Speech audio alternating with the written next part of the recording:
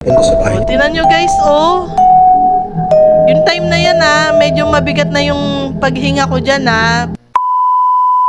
Hi mga friendship, may gusto lang akong i-share sa inyo na video clip. Ito yung mga nag-uumpisa pa lang ako noon mag-reaction video. Nire-reaction video ko dito yung video ni Sir Raffy Tulfo. Tapos habang ginagawa ko yung recording na yun, gabi yun may nararamdaman na talaga akong parang may gumagalaw sa likod ko, parang may humahaplos ng buhok ko, pero binabaliwala ko lang. To guys, panoorin nyo. Yung time na to medyo bumigat na yung paghinga ko.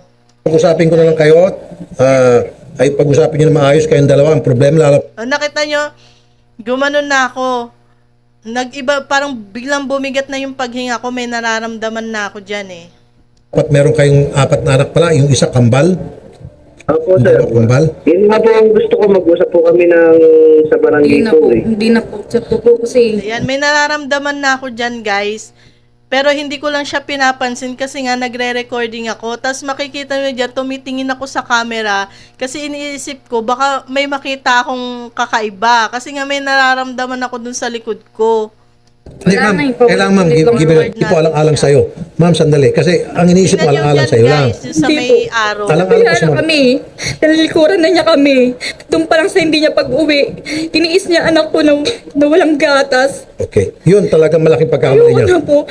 Binabayaan na niya kami. So ayaw mo na kausapin siya. Ayun, di ba? Tumitingin-tingin na ako sa camera dyan kasi nga, tinitingnan ko, baka sakaling may makita ako. Tinalikuran na kami doon pa lang. Tinalikuran na niya kami. Okay. Gusto ko na siyang ayoko na po. So, Ayun, tinan nyo, nag-post siya. Niya kami. okay. Ayan. Gusto ko na. Back natin. Tinalikuran na kami doon pa lang. Tinalikuran na niya kami. Ayan. Hindi ko na matiis yung parang may humahawak sa likod ng buhok ko. Hinawi ko na siya. Ayan guys, tingnan nyo. Tingnan nyo pagkahawi ko ng buhok ko. Na kami doon pa lang. Tinalikuran na niya kami. Okay. Gusto ko na siyang ayoko na po. So ano pong gusto mong mangyari ngayon kay Jonathan? Mamaya na muna si Miss Irene. Ayan guys, nakita nyo. Ayan yung buhok ko. 'Di ba parang nakaangat siya. Yung time na yan, merong electric pang maliit dyan sa bandang gilid ko. Maliit lang siya pero nasa baba siya. Saka mahina lang yung hangin niya. Pero tingnan mo naman yung buhok ko. Yung pagkahawi ko ng ganyan. Ayan na. Ano pong gusto mong mangyari kay Jonathan? Willing daw siya makipag-usap. Gusto ko na po siyang Tingnan niyo Demanda ko po mabuti, talaga guys, siya. Gusto kong magdusa siya sa ginawa sa amin mag-iina. Ang tagal-tagal na, nung babae ka. Ayan, kitang-kita siya. Di ba umangat yung buhok ko? Kasi kung mahanginan sana yan, sana hindi ganyan, may umangat na buhok ko sa likod. Iba talaga, may gumagalaw talaga, may humahawak talaga ng buhok ko sa likod nung time na yan. Nararamdaman ko talaga siya. Paulit-ulit. Ayoko na po. Kahit na po siya ay pupunta sa bahay. Tinan nyo guys, yung time na yan medyo mabigat na yung paghinga ko dyan Hindi ko lang iniintindi kasi nga nagre-recording ako. Hindi na po. Diba? Kung mahal niya pamilya ko, nung una pa lang umuwi na siya sa amin.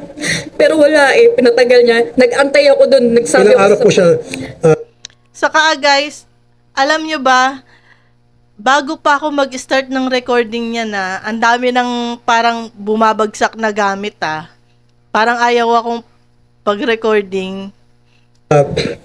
simula nung dumating siya hanggang ngayon. Wala Ilang araw po? Ilang araw na po? Diba? lumipas? Kitang-kita, nakaangat 3 yung days na. buhok ko.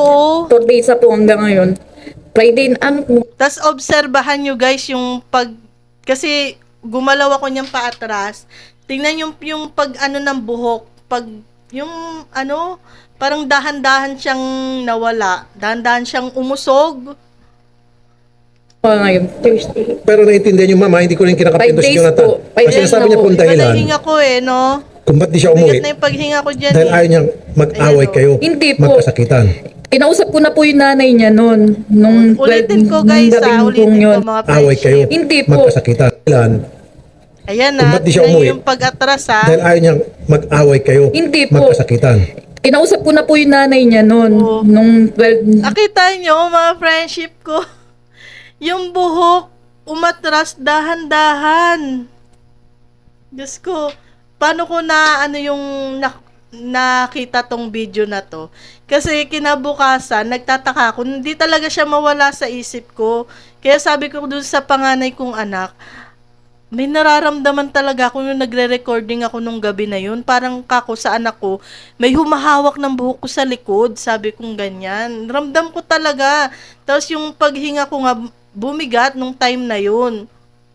Tapos sabi ko sa anak ko, tingnan, i-review kaya natin yung yung video ko na yun. Tingnan natin kung may makikita tayo. Tapos boom, ayan, nakita. Diyos ko, nakakatakot. Ilang araw ako hindi napraning yan, hindi ako nakatulog. Kayo nang bahala humusga guys, pero totoo talaga yan. Meron talaga dito. Kaya ano lang, tapangan lang natin. Magdasal lang tayo palagi. Dahil walang higit na mas makapangyarihan sa lahat, kundi ang Diyos. Salamat sa panonood.